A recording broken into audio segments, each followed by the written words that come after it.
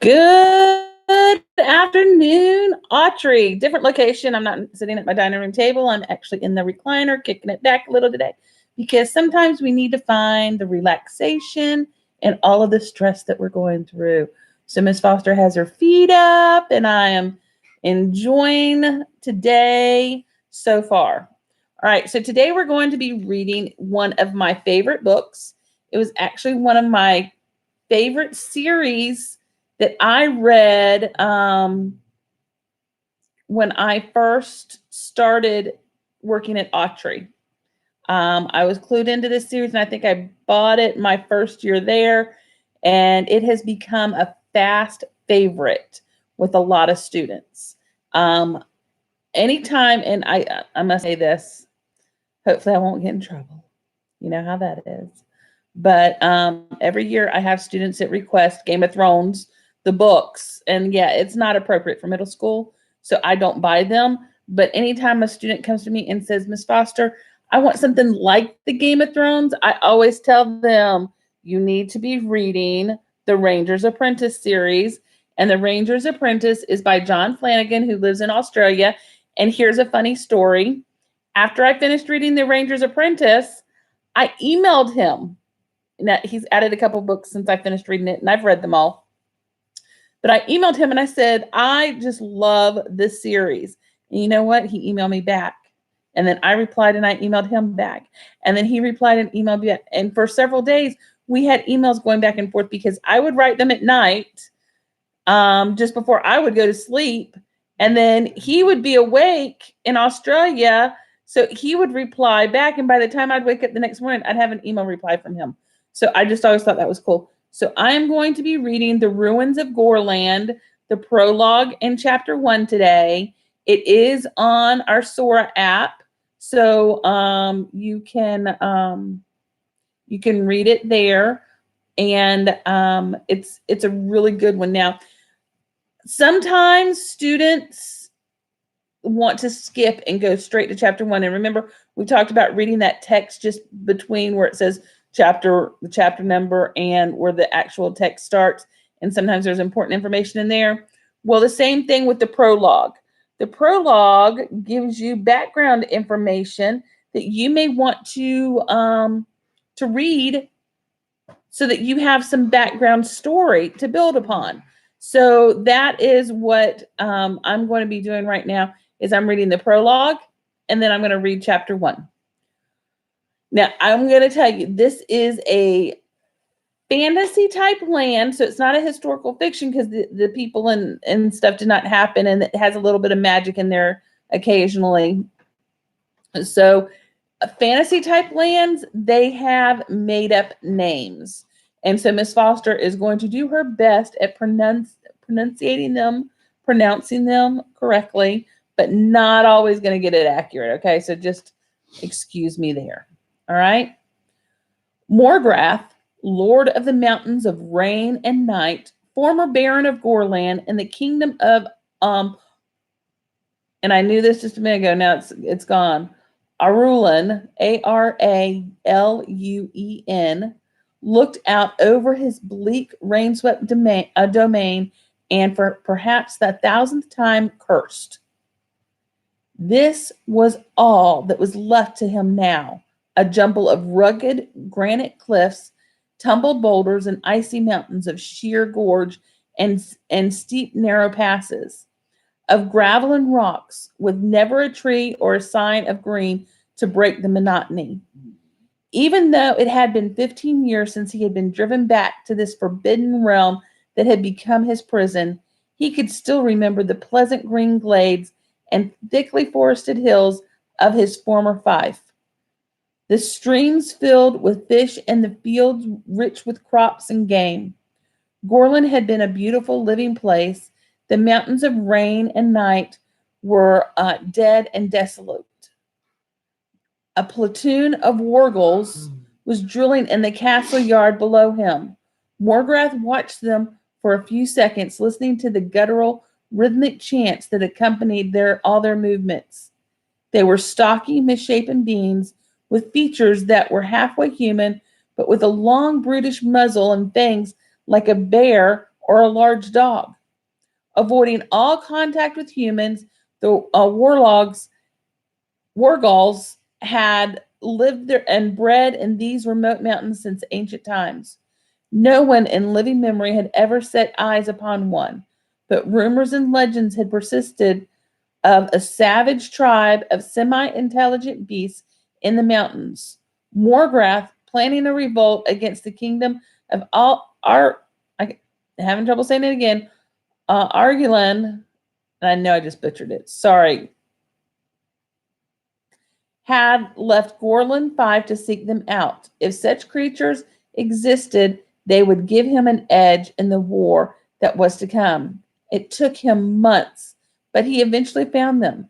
Aside from the wordless chants, Wargles had no spoken language, relying on a primitive form of thought awareness for communication. But their minds were simple and their intellects basic. As a result, they had been totally susceptible to domination by superior intelligence and willpower. Morgrath bent them to his will, and they became the perfect army for him. Ugly beyond nightmares, utterly pitiless, and bound totally to his mental orders. Now looking at them, he remembered the brightly dressed knights in glittering armor who used to compete in tourneys at Castle Gorlan. Their silk gowned ladies cheering them on and applauding their skills. Mentally comparing them to these black furred, misshapen creatures, he cursed again. Wargles, attuned to his thoughts, sensed his disturbance and stirred uncomfortably, paused in what they were doing. Angrily, he directed them back to their drill, and the chanting resumed. Morgrath moved away from the unglazed windows, closer to the fire that seemed utterly incapable of dispelling the damp and chill from this gloomy castle. 15 years, he thought to himself again.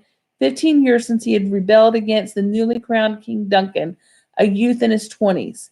He had planned it all carefully, but the old king's sickness progressed, banking on the indecision and confusion that would follow his death to split the other barons and gave Morgrath his opportunity to seize the throne. Secretly, he had trained his army of Wargles, massing them up here in the mountains, readying for the moment to strike. Then, in the days of the confusion and grief following the king's death, when the barons traveled to Castle Argulan, seriously, I had no trouble saying this an hour ago, for the funeral rites, leaving their armies leaderless, he had attacked, overrunning the southern quarter of the kingdom in a matter of days, routing the confused, leaderless forces that tried to oppose him. Duncan, young and inexperienced, could never have stood against him. The kingdom was his for the taking. The throne was his for the asking. Then King Northolt, the old king's supreme army commander, had rallied some of the younger barons into a loyal confederation, giving strength to Duncan's resolve and stiffening the wavering courage of the others. The armies had met at Hackham Heath, close to the Slipsunder River, and the battle swayed in the balance for 5 hours, with attack and counterattack and massive loss of life. The Slipsunder was a shallow river, but its treacherous reaches of quicksand and soft mud had formed an impassable barrier protecting Morgrath's right flank. But then one of those gray-cloaked meddlers known as Rangers led a force of heavy cavalry across the secret ford 10 kilometers upstream. The armored horsemen appeared at the crucial moment of battle and fell upon the rear of Morgrath's army. The Wargles, trained in the tumbled rocks of the mountains, had one weakness. They feared horses and could never stand against such a surprise cavalry attack. They broke, retreating to the narrow confines of the three-step pass and back to the mountains of rain and night. Morgrath, his rebellion defeated, went with them. And here he had been exiled these 15 years, waiting, plotting, hating the men who had done this to him. Now he thought it was time for his revenge. His spies told him the kingdom had grown slack and complacent, and his presence here was all but forgotten. The name Morgrath was a name of legend nowadays, a name mothers used to hush fractious children, threatening that if they did not behave, the Black Lord Morgrath would come for them. The time was ripe. Once again, he would lead his wargles into an attack. But this time, he would have allies. And this time, he would sow the ground with uncertainty and confusion beforehand. This time, none of those who conspired against him previously would be left alive to aid King Duncan. For the wargirls were not the only ancient terrifying creatures he had found in these somber mountains. He had two other allies, even more fearsome, the dreadful beasts known as the Calcara. The time was ripe to unleash them. That was the prologue. So that gives you a little bit of background. 15 years ago, there was war. 15 years ago, something was going on, and this Morgrath dude was the head of it, and he was not a good dude. All right, so here is chapter 1. We're going to read chapter 1 real quick, and I think this is about 15 pages, so it'll take a few minutes. Try to eat something, Will. Tomorrow's a big day after all. Jenny, blonde, pretty, and cheerful, gestured towards Will, barely touched plate, and smiled encouragingly at him. Will made an attempt to return the smile, but it was a dismal failure. He picked at the plate before him, piled high with his favorite foods. Tonight, his stomach knotted tight with tension and anticipation. He could hardly bring himself to swallow a bite. Tomorrow would be a big day. He knew. He knew it all too well, in fact. Tomorrow would be the biggest day in his life because tomorrow was the choosing day, and it would determine how he spent the rest of his life. Nerves, I imagine, said George, setting down his loaded fork and seizing the lapels of his jacket in a judicious manner. He was thin, gangly, and a studious boy, fascinated by rules and regulations, and with a penchant for examining and debating both sides of any question, sometimes at great lengths. Dreadful thing, nervousness. It can just freeze you up so you can't think, can't eat, can't speak. I'm not nervous, Will said quickly, noticing that Horace had looked up, ready to form a sarcastic comment. George nodded several times, considering Will's statement. On the other hand, he added, a little nervousness can actually improve performance. It can heighten your perceptions and sharpen your reactions. So the fact that you were worried, if in fact you are, is not necessarily something to be worried about of itself, so to speak. In spite of himself, a wry smile touched Will's mouth. George would be the natural in the legal profession, he thought. He would almost certainly be the scribe master's choice on the following morning. Perhaps Will thought that was all at the heart of his own problem. He was the only one of the ward mates who had any fears about the choosing that would take place within 12 hours. He ought to be nervous, Horace scoffed. After all, which craft master is going to want him as an apprentice? I'm sure we're all nervous, Elias said. I'm sorry, it's Alyssa. Alyss. Alyss. I think it's Alyss. It's been a while since I've read this. Alyss said. She directed one of her rare smiles at Will. We'd be stupid not to be.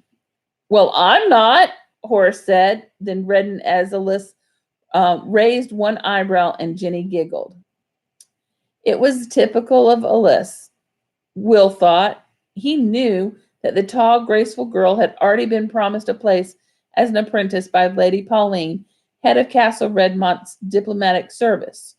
Her pretense that she was nervous about the following day and her tact in refraining from pointing out Horace's gaffe showed that she was already a diplomat of some skills. Jenny, of course, would gravitate immediately to the castle kitchens, domain of Master Chubb, Redmont's head chef. He was a man renowned throughout the kingdom for the banquets served in the castle's massive dining hall.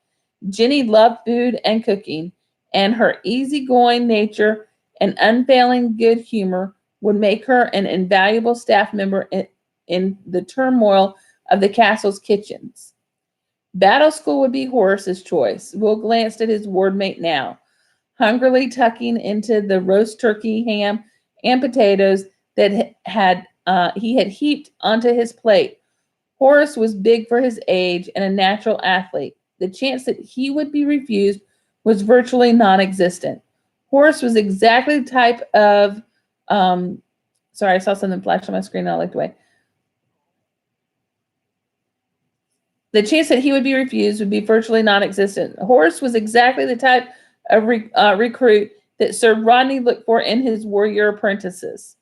Strong, athletic, fit, and thought Will a trifle sourly, not too bright. Battle school was the path to knighthood for boys like Horace, born commoners, but with the physical ability to serve as knights of the kingdom, which left Will. What would his choice be? More importantly, as Horace had pointed out, what craft master would accept him as an apprentice? For choosing day was the pivotal point in the life of castle wards. They were orphan children raised by the generosity of Baron Alrod and the Lord of Redmont Fife. For the most part, their parents had died in the service of the Fife, and the Baron saw it as his responsibility to care for and raise the children of his former subjects, and to give them an opportunity to improve their station in life wherever possible. Choosing day provided that opportunity. Each castle wards turning 15 could apply to be apprenticed to the masters of various crafts that served the castle and its people.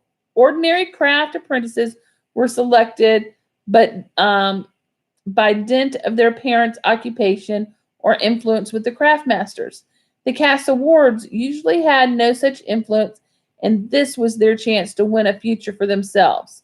Those wards who weren't chosen, or for whom no openings could be found, would be assigned to farming families in the nearby village, providing farm labor to raise the crops and animals that fed the castle inhabitants. It was rare for this to happen, Will knew. The Baron and his craftmasters usually went out of their way to fit the wards into one craft or another, but it could happen, and it was a fate he feared more than anything.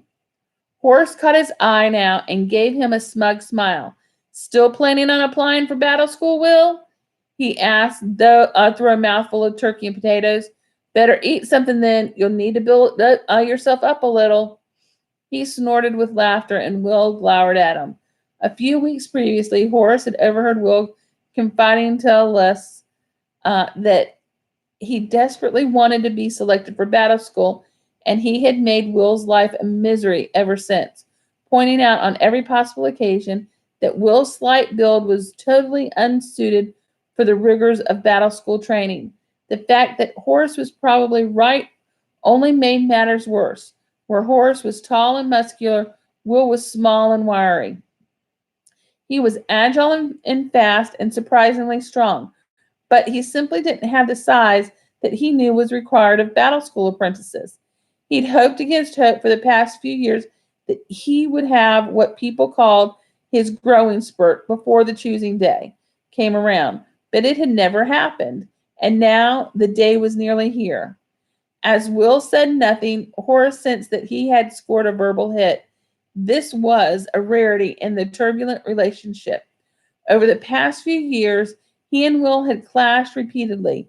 Being the stronger of the two, Horace usually got the better of Will, although very occasionally Will's speed and agility allowed him to get in a surprise kick or a punch and then escape before Horace could catch him. But while Horace generally had the best of their physical clashes, it was unusual for him to win any of their verbal encounters. Will's wit was as agile as the rest of him, and he almost always managed to have the last word. In fact, it was the tendency that often led to trouble between them. Will would yet learn that having the last word was not always a good idea.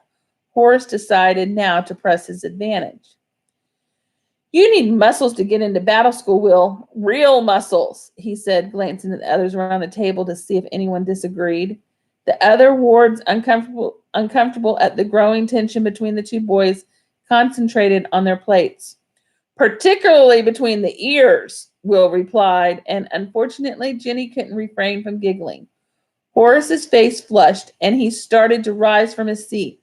But Will was quicker, and he was already at the door before Horace could disentangle himself from his chair. He contented himself with hurling a final insult after his retreating ward mate. That's right, run away, Will, no name. You're a no name, and nobody will want you as an apprentice. In the anteroom outside, Will heard the parting sally and felt blood flush to his cheeks. It was the taunt he hated most, although he had tried never to let Horace know that, sensing that he would provide the bigger boy with a weapon if he did. The truth was, nobody knew Will's second name. Nobody knew who his parents had been. Unlike his year mates who had lived in the fife before their parents had died and his family's histories were known, Will had appeared virtually out of nowhere and as a newborn baby. He had been found wrapped in a small blanket and placed in a basket on the steps of the ward building 15 years ago. A note had been attached to the blanket, reading simply, "His mother died in childbirth. His father died a hero. Please care for him. His name is Will." That year, there had been only one other ward. Alyssa's father was a cavalry lieutenant who had died in battle at Hackham Heath when Morgrath's Wargle army had been defeated and driven back to the mountains. Alyssa's mother, devastated by her loss, succumbed to a fever a few weeks after giving birth. So there was plenty of room in the ward for the unknown child, and Baron Arald was at heart a kindly man. Even though the circumstances were unusual, he had given permission for Will to be accepted as a ward of the Castle Redmont. It seemed logical to assume that if the note were true, Will's father had died in the war against Morgrath, and since Baron Allred had taken the leading part of the war, he felt duty-bound and to honor the unknown father's sacrifice. So Will had become Redmont's ward, raised and educated by the Baron's generosity. As time passed, others had gradually joined him and Alyss, until there were 5 in this year's group. But while others had memories of their parents, or in Alyssa's case, people who had known them, who had could tell them, could tell her about them, Will knew nothing of his past. That was why he had invented the story that has sustained him throughout his childhood in the ward.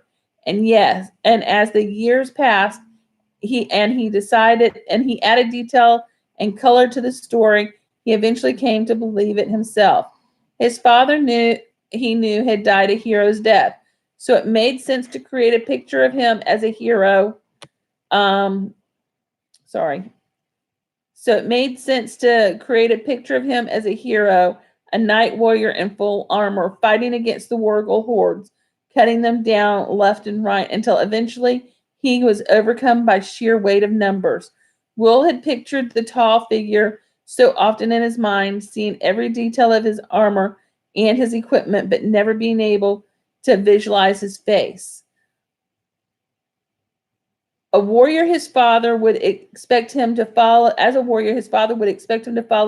in his footsteps. That was why selection of battle school was so important to Will. And that was why the more unlikely it became that he would be selected, the more desperately he clung to the hope that he might. He exited from the ward building into the darkened castle yard. The sun was long down, and the torches placed every 20 meters or so on the castle walls shed a flickering, even light. He hesitated a moment. He would not return to the ward and face Horace's continued taunts. To do so would only lead to another fight between them, a fight that Will knew that he would probably lose. George would probably try to analyze the situation for him, looking at both sides of the question and thoroughly confusing the issue. Alyssa and Jenny might try to comfort him. He knew, Alyssa particularly, since they had grown up together. But at the moment, he didn't want her sympathy, and he couldn't face Horace's taunts. So he headed for the one place where he knew he could find solitude. The huge fig tree growing close by the castle central tower had often afforded him a haven. Heights held no fear for Will, and he climbed smoothly into the tree, continuing long after another might have stopped, until he was in the lighter branches at the very top, branches that swayed and dipped under his weight. In the past, he had often escaped from Horace up there. The bigger boy couldn't match Will's speed in the tree, and he was unwilling to follow as high as this. Will found a convenient fork and wedged himself in it, his body giving slightly to the movement of the tree, and the branches swayed in the evening breeze. Below, foreshortened figures of the watch made their rounds from the castle yard. He heard the door of the ward building open, and glancing down, and saw Alyssa emerge, looking around the yard for him in vain. The tall girl hesitated a few moments, then, seeming to shrug, turned back inside. The elongated rectangle of light that the open door threw across the yard was cut off as she closed the door. Sorry, uh, softly behind her. Strange, he thought, how seldom people tend to look up. There was a rustle of soft feathers, and a barn owl landed on the next branch, its head swiveling, its huge eyes catching every last ray of faint light. It studied him without concern, seeming to know it had nothing to fear from him. It was a hunter, a silent flyer, a ruler of the night. At least you know who you are, he said softly to the bird. It swiveled its head again and launched itself off into the darkness, leaving him alone with his thoughts. Gradually, as he sat there, in the lights in the castle windows went out. One by one, the torches burnt down to smoldering husks and were replaced at midnight by the change of the watch. Eventually, there was only one light left burning, and that, he knew, was the Baron's study, where the Lord of Redmont was still presumably at work, poring over reports and papers. The study was virtually level with Will's position in the tree, and he could see the blurry figure of the Baron seated at his desk. Finally, Baron Allrod rose, stretched, and leaned forward to extinguish the lamp as he left the room, heading for his sleeping quarters on the floor above. Now the castle was asleep, except for the guards on the walls, who kept constant watch. In less than 9 hours, Will realized he would face the choosing. Silently, miserably, fearing the worst, he climbed down from the tree and made his way to his bed in the darkened boys' dormitory in the ward. Okay, so again, this book is one of my favorites. It's the Ranger's Apprentice series, and it's the first book in the Ranger's Apprentice series, and it is the Battle of Gorlan, I believe, is the name of this one.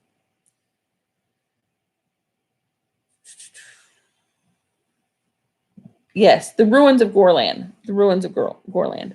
It is excellent. I highly recommend it, especially to boys who like battles and girls who there's a little bit of romance throughout the series.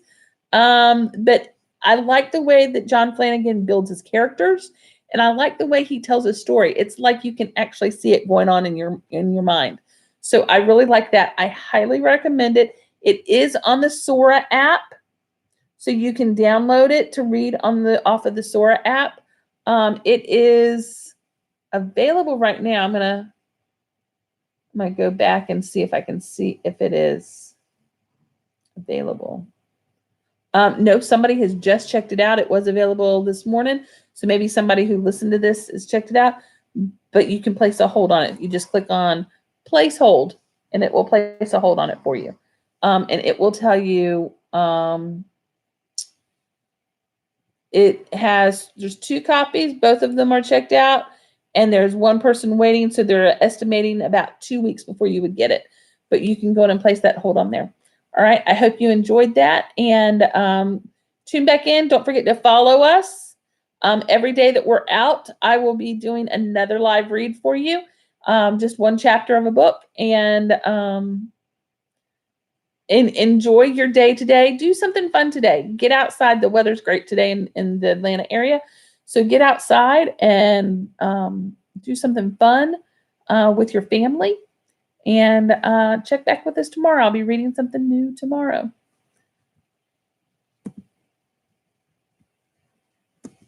Oh my goodness, Spencer.